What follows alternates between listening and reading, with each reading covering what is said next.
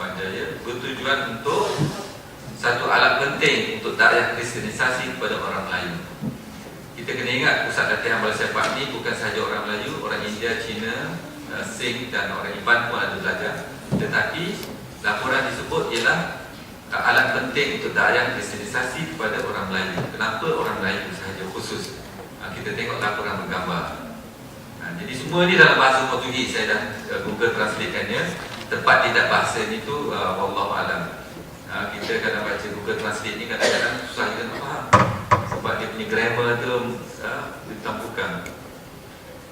Kita tengok di sini dia kata this image proves that football is highly strategic, dan dia kata dengan cara bola ini maka padri Kristian Brazil boleh ajar pelajar perempuan Islam juga bola sepak. Kita bayangkan kalau kita ada padri datang ke rumah ketuk pintu dengan pakaian padri datang ke rumah, kita nak bagi tak pintu tu? Kita buka kat pintu untuk padri tu masuk jumpa anak kita? Pasti kita tidak. Tetapi inilah cara mereka lakukan. Dan barang dia ingat bahawa sekarang ini Brazil adalah pengeksport mubalik nombor 2 terramai di dunia. Nombor 1 Amerika 100,000 lebih, nombor 2 Brazil 34,000 yang dihantar pada tahun 2012. Lepas itu Spain, Italy, France, dan yang nombor 6 ialah Korea. Itu satu lagi ancaman. Sebab Korea ni dalam perancangan mereka dia hantar kepada negara-negara Islam, termasuk di Kuala Lumpur dekat rumah saya tu ada lebih kurang 16 gereja Kristian Korea dengan rakyat Korea di kawasan Ampang itu lebih belasan ribu. Itu yang jadi satu ancaman. Jadi kalau kita lihat balik pada cerita kisah siasatan Jais terhadap Damansara Methodist Church ni, dia mudah je. Kita balik rumah tengah malam, kita sampai di rumah kita, kita lihat rumah jiran kita ada macam orang nak masuk panjat pagar ke, panjat tingkap rumah jiran kita, maka kita telefon polis, polis datang siasat. Okey. Jadi polis tangkap atau tak tangkap tu satulah kerja lain, tapi maknanya polis pun datang siasat. Kalau polis tak datang siasat, kita apa kita buat? Kita maki kat polis, marah polis buat kerja, tak buat kerja, tidur dan sebagainya. Lambat datang pun kita marah. Jadi dalam kes Jais siasat gereja di UMC ni, itu yang berlaku. Dalam majlis yang disebut sebagai majlis kesyukuran itu bermula dengan makan malam pukul 6.30 pada bulan puasa yang waktu maghribnya 7 suku. Orang-orang Melayu yang hadir dalam itu dah diajak makan pukul 6.30. Jadi maka ada seorang daripada yang hadir itu, seorang perempuan, nama tak boleh sebut lah kot, telefon Jais menyatakan hal yang berlaku. Jadi Jais pergi siasat. Bayangkan kawan-kawan Jais, kuasa Jais ni, mereka tu bulan puasa tu tak sempat nak berbuka puasa dengan keluarga, terpaksa bekerja ke gereja, pergi nak siasat dan jaga akidah umat Islam. Akhirnya mereka dimarah. Yang marah mereka ni buat liberal tu lah. Jadi saya nak tunjuk sikit tentang, dah habis cerita liberal tu, saya nak masuk tentang gerakan Kristian. Dua tajuk ni dah dua tajuk combine sekali, payah sikit lah. Jadi setengah jam tu boleh. Kita tengok gerakan Kristian dan saya nak fokus pada satu isu, tuntutan kalimah Allah. Kenapa tuntutan kalimah Allah ni menjadi polemik di kalangan kita? Kenapa kita harus bergaduh? Inilah satu daripada kejayaan liberalisme agama.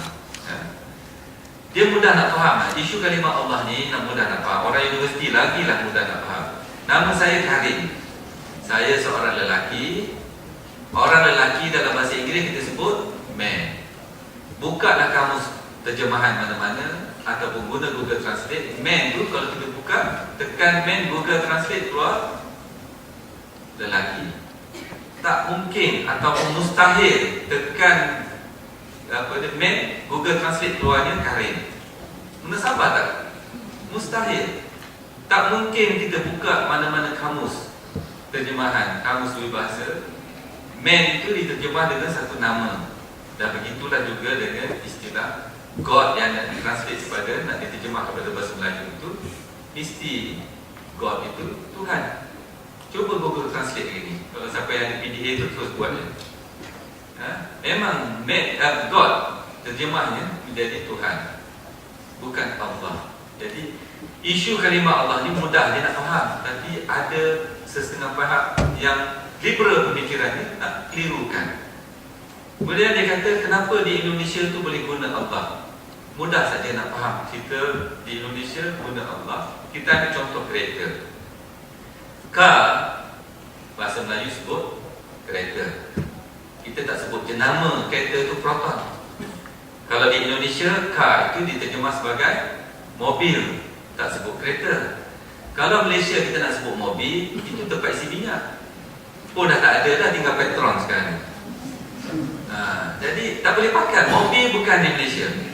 Begitu juga kita ada tetamu datang daripada Indonesia, masuk rumah kita, segera duduk. Lepas tu dia kata, bapak saya mau jeruk. Kita pun pergi kat dapur, isteri kita buat jeruk minggu lepas, buat keluarlah cantik dalam botol jar. Dia kata bukan ini bapak, jeruk yang di luar di pokok. Sebab jeruk yang orang Indonesia sebut ialah 5 oren yang di pokok tu bukan yang jeruk yang kita buat dalam tabung tu. Dan begitu dengan istilah surat khabar. Jadi istilah Indonesia itu Indonesia, bukan Malaysia. Biar ada Indonesia dengan keindonesiaannya, kita istilah kita. Beginilah orang Indonesia, orang Kristian seorang padri bernama Im Hong Seng ni, dia berhujah kenapa dia nak guna istilah Allah. Kita tengok. Dia kata, kalau tak bagi orang Kristian guna Allah, macam mana dia nak nyanyi lagu negeri? Lagu negeri Johor, siapa ingat? Allah peliharakan sultan. Ada orang Kristian nak nyanyi macam mana? Dia diam je masa ni. Dia senyap, baru dia sebut peliharakan sultan. Macam mana? Orang Kristian nak nyanyi macam mana lagu ni? Inilah masalahnya. Orang Kristian ni dia jahat, dia tipu. Kita bukan tak bagi dia sebut nama Allah. Kawan dia bernama Abdullah. Kita bagi tak dia sebut nama kawan kita? Mr. Abdullah. Bagilah Mr. Abdullah. Takkanlah nak suruh kawan itu nama Abdullah. Orang Kristian kena panggil Abdullah sebagai Abdul God, Abdul Tuhan. Tak, nama Abdullah sebut Abdullah. Jadi masalah ni saya nak tunjuk kawan Ustaz Zamihan ni. Saya nak tuntut nama dia tak pandai, jadi terlampak sikit, minta maaf. Dia kawan Ustaz Zamihan ni. Dia pun kata macam orang kepadri Kristian tadi. Macam mana orang Kristian nak nyanyi lagu negeri kalau tak boleh sebut nama Allah? Inilah berhujah di luar konteks, tak guna kias yang betul. Kias yang tak ada kena-mengena. Kita cerita pasal terjemahan God kepada Tuhan, bukan Allah. Dia cerita pasal nak sebut nama Allah, tak boleh. Ini yang pelik ni. Orang yang ini fahaman liberal semua ni, dia suka berhujah. Dia tolak asas-asas agama yang dah ada tu. Dah ditetapkan oleh ulama tu, dia nak tolak. Dia nak buat pemikiran baru dia. Kita tengok di sini padri-padri Kristian ramai yang tak setuju. Saya ada banyak berbelas contoh saya nak tunjuk satu contoh saja. Seorang ketua padri Southern Baptist, Robert Moller ni, dia kata apa? Dia kata mustahil untuk kita baptiskan orang Islam, orang Kristian, orang yang masuk Kristian itu dibaptiskan dengan nama Allah. Mustahil. Dia hujahnya panjang dari segi teologinya dan sebagainya. Sebab itu kalau kita lihat CJ Pemutadan Azlina Jailani, CJ Baptist Azlina Jailani, dengan jelas menuliskan bahawa in the name of Father, Son and Holy Spirit. Dia tak tulis in the name of Allah. Dia tak tulis nama Allah. Kita kena ingat, orang Kristian yang nak guna nama Allah itu adalah kepada bahan-bahan bacaan, kitab, buku dan sebagainya, surat khabar yang dia ajar kepada orang Melayu, bahasa Melayu. Yang dia nak simpan di sama dia orang Kristian yang dah Kristian sesama mereka tu, dia tak guna. Ataupun yang dia nak simpan dalam peti besi dia tu, CJ macam ni dia simpan dalam peti besi. Saya nak mainkan satu lagu di sini, baru kita nampak strategi orang Kristian. Pernah dengar lagu Agnes Monica ni? Pernah dengar penyanyi Agnes Monica? Saya semalam di kuis pagi semalam. Saya kata Agnes Monica ni bandingan dia macam Cyrus Smiley. Dia orang gelak sebenarnya saya. Sebab sebenarnya Miley Cyrus dah menunjukkan budak-budak kuis pun terror tahu Miley Cyrus. Saya sebut Miley Cyrus, terbalikkan nama. Semalam di Marsah pun begitu juga. Saya cuba test benda tu pun dia orang kenal. Rupanya hebat budak-budak kita ni, kenal penyanyi-penyanyi ni. Jadi Agnes Monica ni yang diibaratkan sebagai Miley Cyrus of Southeast Asia. Jadi saya tak boleh tunjuk video dia, saya hanya mainkan lagu dia. Sebab video dia macam lah counterpart dia dari Amerika juga. Kita dengar lagu dia.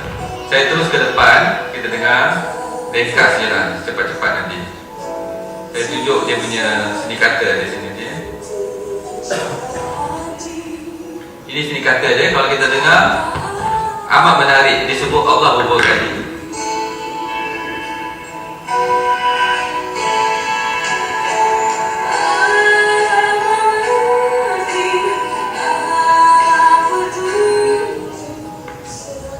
Dan saya pergi terus ke belakang, panjang lagu ini. Nanti tak sempat semai Jumaat nanti.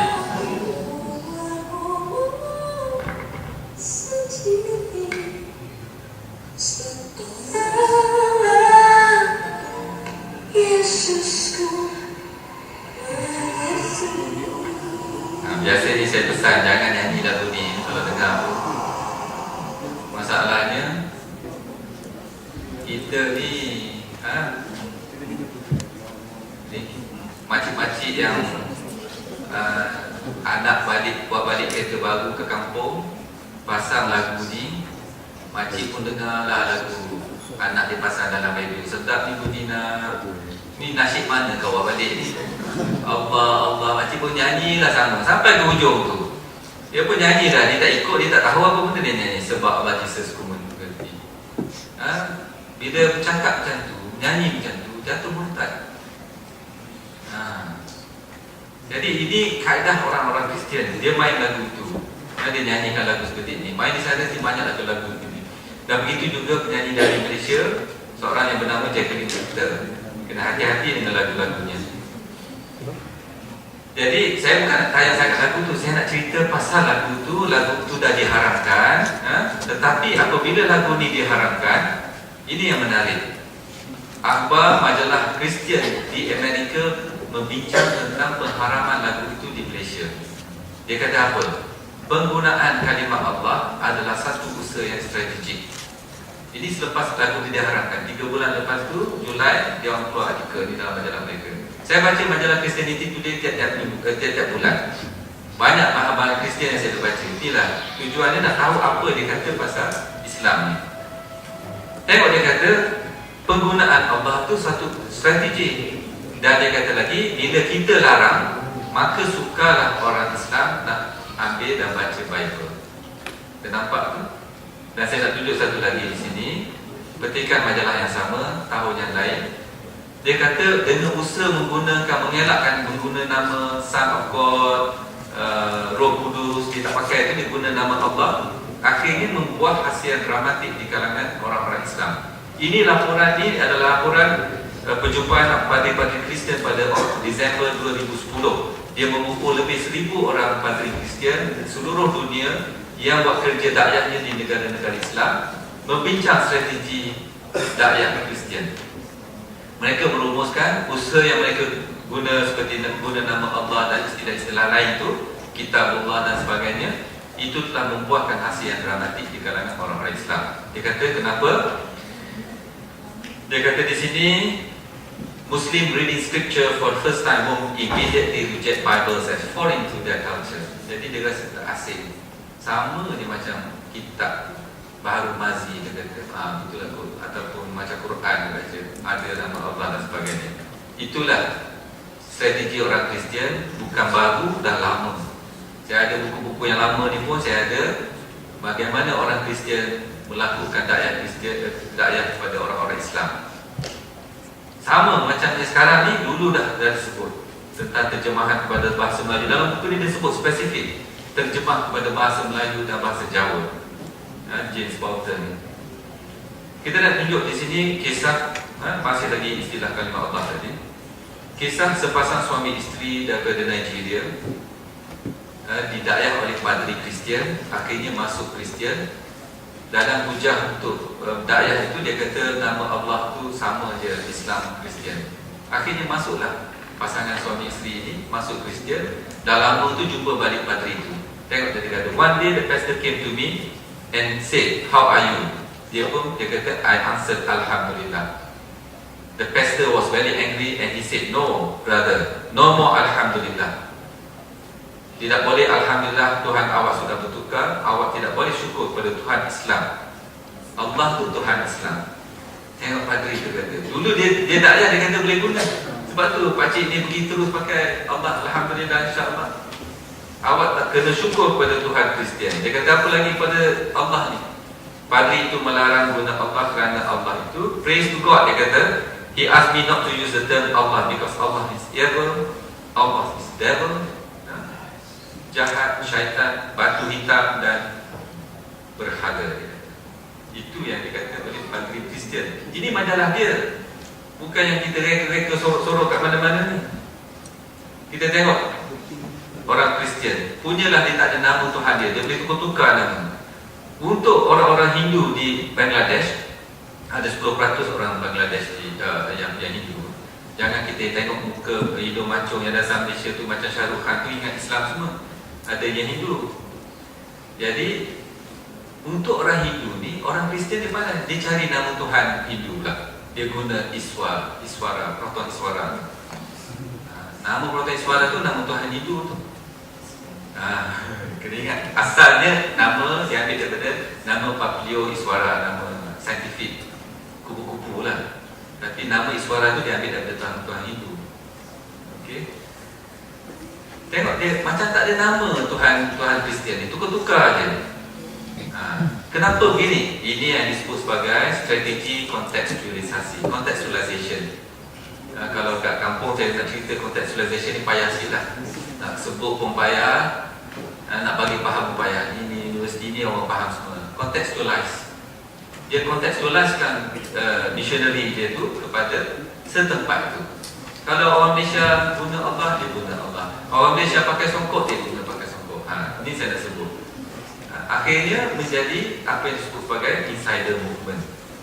Ini majalah yang sama, keluaran awal tahun ini. Tengok dia kata, worshiping Jesus in the mosque. Dan dalam tu dia kata apa? Strategi yang perlu digunakan ialah menggunakan istilah-istilah dan bentuk dari masyarakat Islam itu sendiri. Kalau dekat Malaysia ni, macam Malaysia, orang Melayu Islam Malaysia macam mana? Contoh dia bagi sini, we use biblical form of prayer such as duduk tahiyat, duduk sujud, takbir angkat tangan, semua dia ikut. Dan dia kata dengan cara ini laporan di Bangladesh. Dengan cara yang dia ikut buat cara orang Islam ni, tens of thousands of Muslim in Bangladesh become followers of Isa. Apa dia maksud ini? Nanti saya cerita followers Isa ni. Jadi perkara ini dah berlaku di Malaysia. Laporan yang saya tunjuk tadi, kertas putih Parlimen tahun 1988, menyebut tentang apa yang berlaku terhadap orang-orang Melayu yang masuk Kristian di Kuala Lumpur, di mana mereka adakan kelas Bible, usrah Bible. Dalam usrah Bible tu dibuat di rumah orang Melayu bernama Hilmi di Taman Tun Dr. Ismail, dipimpin oleh padri bernama Philip Chong. Apa dia buat? Dia orang datang, duduk di atas lantai, guna rehal letak Bible, bukan Quran. Dia tak letak Bible di atas lantai, dia guna rehal macam orang kita. Pakai songkok, baju Melayu, kain pekat. Itu yang dikatakan dia contextualize dengan suasana orang Melayu kita. Sebab itu kalau di Indonesia perkara begini tidaklah asing. Dalam satu video saya tak tunjuk di sini, Institut Teologi Kalimatullah, tempat melatih padri-padri Kristian, diajar yang tentang Islam. Mereka belajar bahasa Arab, belajar Bible dalam bahasa Arab, belajar Al-Quran. Mereka ni pelajar-pelajar mereka, mahasiswa ni pakai kopiah, mahasiswinya pakai jilbab. Ini di Jakarta. Ada rakaman video saya tak sempat tunjuk ini. Sebab itu dalam laporan ini, seorang padri bernama Harry Talman kata, Islam ni satu yang hopeless frontier, payah. Dulu memang tak payahlah nak dakwah Islam, tak masuk, dia orang tak ikut. Tetapi dengan cara contextualization ni, atau disebut sebagai comprehensive contextualization, sebab banyak dia masukkan. Apa dia kata? Saya terus pergi dengan ayat terakhir tu. Bukan sahaja guna istilah Islamic terminologi yang hitam bawah dia, bukan sahaja terminologi idiom, tetapi mengguna alternative Arabic style. Style Arab pun guna. Hingga kan seorang padri bernama Dudley Woodbury ni, Dudley Moore tu tapi Dudley Woodbury ni, dia ni pakar dalam perbandingan agama Kristian dan juga tengok strategi dia kata. Dia kata kita guna contextualization dalam rukun Islam dan rukun iman. Berhujah dengan orang Islam, guna rukun iman, rukun Islam. Macam-macam hujah. Panjang dia artikel ni, kalau nak baca boleh download daripada International Journal of Frontier Mission. Dia berhujah, hingga kan berhujah supaya kalau nak solat, ikut solat orang Islam tu. Solat orang Islam 5 waktu, solat 5 waktu. Di masjid, pergi di masjid. Baca apa? Baca Bible dalam setiap rakaat. Ini yang didedahkan oleh Woodbury. Dia sanggup tipu untuk tiru cara solat orang Islam. Hingga kan ada seorang yang menulis di sini, dia kata should a Christian pray the Muslim solat. Ada pula yang bangkang, dia bagi 15 hujah kenapa tak boleh solat macam orang Islam solat. Jadi di sama dia tu dia bergaduh lah. Tapi maknanya sampai begitu sekali mereka cuba untuk contextualizekan strategi Kristian ini. Kemudian hasil daripada ini, hasil daripada usaha-usaha contextualization ini, maka timbul satu gerakan yang baru dipanggil insider movement, gerakan dalaman. Dalam artikel ni, majalah yang sama, keluaran isu yang sama, The Hidden History of Insider Movement, disebut dengan jelas bahawa insider movement ini ataupun mereka yang juga disebut sebagai churchless Christianity adalah penganut Kristian yang terus tinggal dalam keluarga kehidupan orang-orang Islam. Anak muda kita yang di dakwah masuk Kristian itu, na'udzubillah, balik rumah tak beritahu mak ayah. Mak suruh pakai tudung, dia pakai tudung. Ayah ajak pergi sembahyang masjid, dia ikut. Itu yang berlaku pada 7-8 tahun dahulu. Pelajar IPTA perempuan yang mati kemalangan, bila dia angkat jenazahnya jumpa salib, rantai salib bawah tudung. Bawa balik ke kampung, datang 2 kereta berebut mayat, 2 kereta orang-orang Kristian. Saya kebetulan syarat di kampung tu bulan 5 lepas. Bila bercakap tu, makcik ke belakang tu, dia kata, ni budak kampung kita. Bukan di Johor dia, atas sikit pada Johor. Maknanya benda tu real, berlaku. Anak muda mak ayah tak sedar pun dia dah masuk Kristian. Hatta berlaku juga terhadap satu keluarga. Dalam artikel ni disebut, kalau satu keluarga pun dah masuk Kristian, satu keluarga tu diam-diam, jangan cerita, duduk dalam masyarakat, kawasan taman perumahan orang Melayu, buat macam dia tu masih Islam. Dan ini dah berlaku. Satu keluarga bekas pegawai tentera tinggal di dekat di kota lah, bandar saya tak boleh sebut lah. Yang ayah tu dah hampir umur 70 tahun, anak dah ada 3-4 orang, dah ada cucu pun, semua ni Kristian Melayu. Saya berjumpa dengan dia bincang-bincang, kita hormat dia sebab dia umur dah tua, kita panggil haji. Dia marah tu, what do you mean? I'm a Christian, don't call me haji. Tu dia marah. Itu dah berlaku di satu keluarga masuk Kristian. Dan mereka ini dipanggil churchless Christianity, tak payah pergi gereja. Sebab itu mereka ini mudah. Syahadah dia macam Syiah tadi. Syahadah dia 2 kalimah syahadah, tambah satu lagi, Isa sebagai penyelamat, Isa the Savior. Itu je, cukup. Syiah tadi tambah Ali, ini tambah Isa sebagai penyelamat. Dan mereka ini, dia kata, yang menariknya dia kata, kebanyakan kita ni, kita tak kenal siapa mereka ni. Kita tak kenal. Dia sembahyang sama macam kita di masjid, kita tak sedar dia tu rupanya dah ikut Jesus. Sebab tu dalam pengkategorian orang-orang Islam yang masuk Kristian ni, orang-orang Kristian buat satu spektrum, dia panggil MBB, Muslim Background Believers.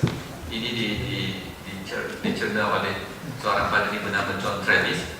Dia kata kumpulan C1 ni ialah orang yang masuk Kristian sepenuhnya. Dia masuk Kristian, habis bahasa Melayu pun tak nak cakap dah. Di rumah tu dia cakap orang putih je. Ini berlaku pada mereka yang migrate keluar negara, masuk Kristian, migrate, kahwin mungkin dengan orang putih, terus tak nak cakap bahasa Melayu. Hidup pun 100% secara lebaran. Itu C1. Yang paling kurang tu C6. Ini yang berlakunya, dia mengaku Jesus saja, tapi dia hidup macam orang kita, kekal identiti Islam. Dan C5 ni, C5 tu macam tu juga, tapi dia kurang sikit di masjid. Nampak pelik, ni macam semayang tak semayang, tapi nampak macam Islam lagi. Ini yang C5. Inilah kategori-kategori yang mereka lakukan, yang ditulis oleh John Travis. Nampak situ ya. Dan masalahnya dia kata, John Travis dia kata setengah mak saleh yang datang sebagai ekspatriat ni, dia pergi ke masjid kononnya nak masuk Islam. Tujuannya nak menggauli orang-orang Islam untuk tarik kepada insider movement. Dah ada, dan ini dia dapat tangkap. Ini yang mak saleh dia kata, dia buat laporan, dia kata dia cam 3 orang di Indonesia yang buat kerja ni. Ekspatriat datang Malaysia, kerja di SO ke mobil ke, tapi pergi ke masjid kononnya mengucap syahadah ke apa, tapi dia sebenarnya itu kerja dia. Dan ini saya nak tunjuk ni panjang sikit. Dan ini saya berbual dengan ketua Padri Presbyterian Church Bangladesh. Dia kata dia pening kepala sekarang ni, sebab dia ni Presbyterian Church memang dia guna contextualization, semayang belajar Bible duduk atas lantai, guna Bangladesh punya version of Bible. Tetapi buat-buat yang insider movement ni lagi dahsyat. Dia kata bila raya korban sembelih lembu lagi. Dan masalahnya buat Kristian pula dia pening, sebab insider movement ni lebih ramai daripada yang Kristian betul ni. Bagi kita dua-dua tu salah, tapi bagi dia orang tu dia itu isu yang sekarang ni. Ini saya skip. Okey, adakah Melayu Kristian ni ramai ke tidak? Malah ini dilakukan sebuah kajian PhD in thesis dissertation di Amerika. Seorang padri bernama John Chong Wenket ni, padri daripada Sabah, mengkajikan tentang nak mengenal pasti identiti sosial keagamaan orang-orang Melayu Kristian. Dia dapat nama beberapa orang tu, dia pergi ke rumah orang-orang Melayu ini di sekitar Kuala Lumpur dan juga Sabah, dan banyak tempat lagi termasuk Johor kata saya. Dia temu buat orang-orang Melayu yang dah masuk Kristian. Dia pergi ke rumah masing-masing. Apa yang dia jumpa? Dia kata bila dia pergi rumah orang-orang Melayu ni yang Kristian ni, tak jumpa tanda salib di luar ataupun di dalam rumah. Mereka tak tunjuk tanda salib. Dan setengah mereka ni bila ditanya lagi, masih pergi ke masjid, masih ikut ayat di masjid, masih berpuasa. Dan dia orang tak melakukan amalan-amalan Kristian di depan orang ramai. Buku-buku Kristian dia tak tunjuk, dia sorok. Tak ada buku-buku Kristian di rumah. Sebab apa? Sebab dia kata saudara mara dia tak tahu, kawan-kawan pejabat tak tahu. Dia orang datang ke rumah, dia orang tak tahu mereka ni sudah Kristian. Dan masalah begini, tadi saya cerita tentang pelajar wanita yang datang berebut mayat tu, orang Kristian datang berebut mayat. Dalam kajian terbaru ini dia kata sekarang ni cadangan pihak gereja ialah bila berlaku kematian orang Melayu, orang Islam yang masuk Kristian mati, kita jangan berebut mayat. Biarlah keluarganya tanam cara Islam, kita buat majlis lain khusus untuk si mati. Kenapa? Dalam kajian tersebut dia kata kalau kita pergi berebut mayat, maka it alarm the family, alarm the society. Keluar khabar esok, muka surat depan, kecoh satu Malaysia. KDN pun sibuk, polis pun sibuk, JAIS, JAKIM semua sibuk. Maka orang Kristian pun sekali lagi nak kena jawab bahawa kita tak dakwah orang Melayu. Itu pembohongan macam-macam. Memang itu orang-orang Kristian kata dia tak dakwah orang Islam. Dia tahu dia menghormati perlembagaan, tapi ini dah berlaku. Siapa yang berminat dengan tesis ni boleh berhubung saya. Ada 440 muka surat lebih kurang dalam bentuk PDF. Jadi apakah kita dah tengok pendedahan secara lalu, saya tak boleh detail tadi. Apakah sikap kita? Apakah kita peduli dengan gejala-gejala yang berlaku seperti ini? Apa tindakan kita? Itu yang kita kena peka. Ustaz Zamir ada sebut tadi, bagaimana masa depan cucu kita? Janganlah ini menjadi satu yang gelap. Sebab ini tanggungjawab kita semua. Kita harus sekat segala ini. Kita kena sekat segala ini dari pintu-pintunya, pintu masuknya. Sebab ini disebut sebagai kaedah fiqh, satu zara'i wajib. Jangan kita biar benda ni, hatta ada tempat sikit itu tu kita kena kunci. Jangan jadi macam pemuda ini. Apabila saya berceramah benda yang sama lebih kurang, cerita ancaman Kristian di Pasir Putih, bulan 3 tahun ini, bulan 3.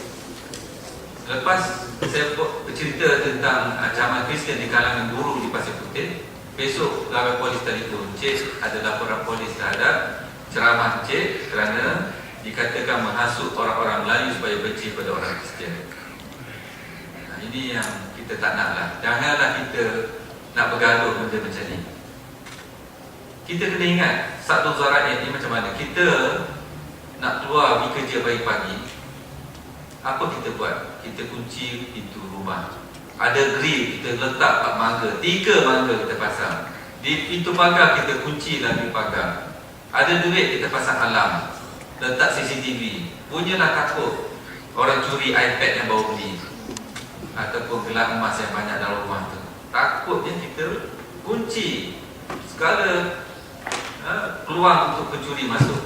Ini orang nak curi akidah anak-anak cucu kita.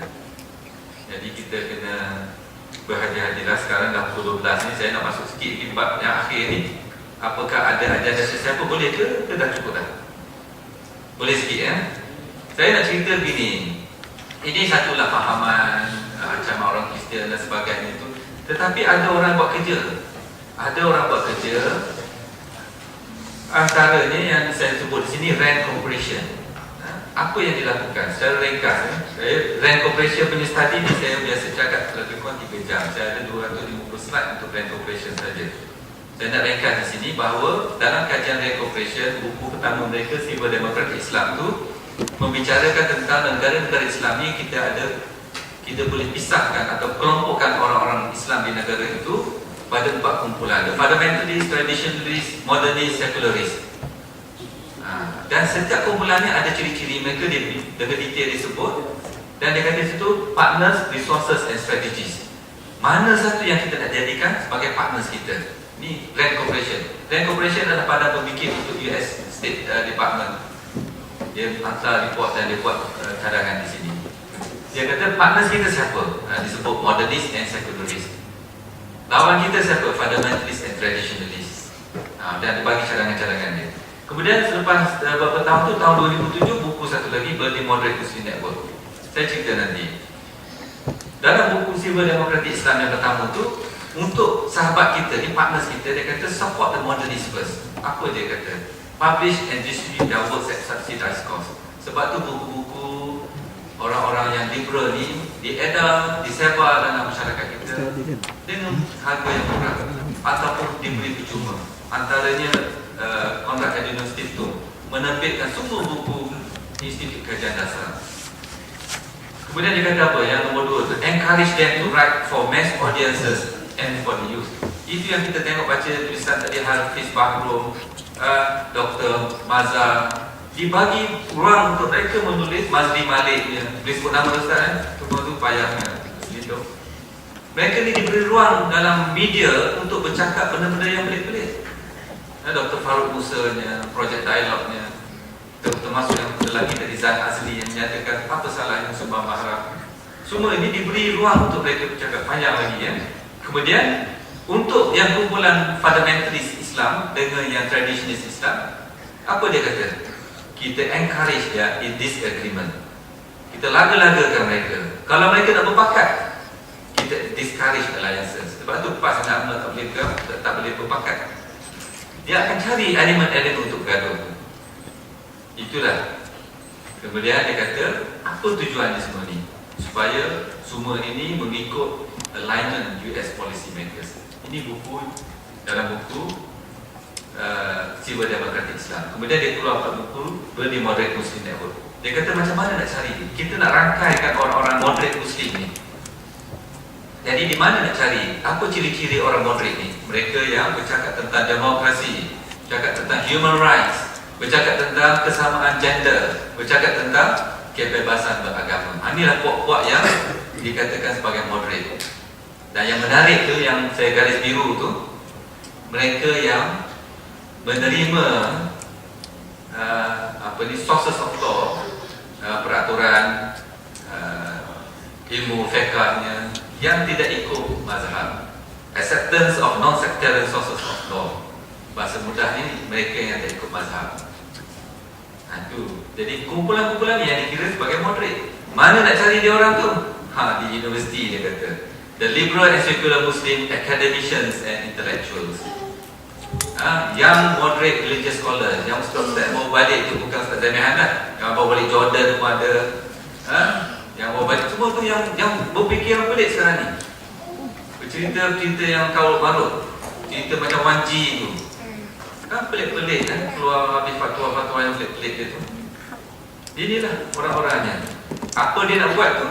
Dia kata kita guna NGO kerajaan Amerika, NED, NDI, IRI, Asia Foundation dan CSID ni. Nama Islam tu, Center for Study of Islam and Democracy tu. Semua ni adalah NGO yang diberi dana oleh kerajaan Amerika. Dan diberi dana tu untuk bantu NGO di Malaysia ni. Dan sumbangan dana itu dapat kita lihat dalam laporan-laporan mereka ni. Saya tunjuk satu contoh tahun 2009, bagaimana Malaysia kini suaranya diberi dana oleh NGO daripada Amerika, hasil daripada duit Amerika. Jadi ini yang saya sebut tadi, daripada awal tadi. Ini tanggungjawab kita menyekat segala punca. Punca dia kat sini, sinilah kita sekat. Saya rasa itu saja, cukuplah untuk hari ini. Kalau siapa-siapa nak download lagi saya punya yang pasal kristenisasi yang panjang lagi tu, kertas kerjanya pasal ayat halus kristenisasi, boleh download kat sini. Ada password situ sebab kadang-kadang ramai sangat yang download tu.